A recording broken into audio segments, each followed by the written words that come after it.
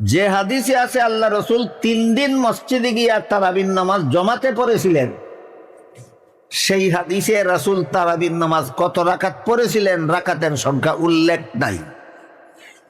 একটু আগে যে বললাম যে রাসূল 3 রাত্রে তারাবির নামাজ মসজিদে গিয়া জমাতে পড়েছেন, এটা হাদিসে উল্লেখ আছে, কিন্তু এই হাদিসে উল্লেখ নাই রাসূল কত রাকাত পড়েছিলেন তারাবি।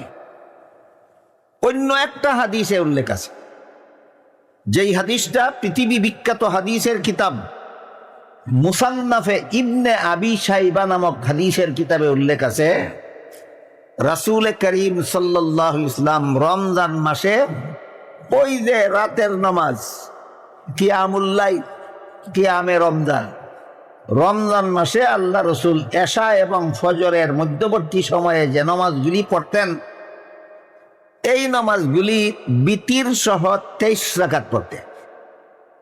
রমজান মাসে রাতের নামাজগুলি আল্লাহ রসুল বিতির সহ 23 রাকাত।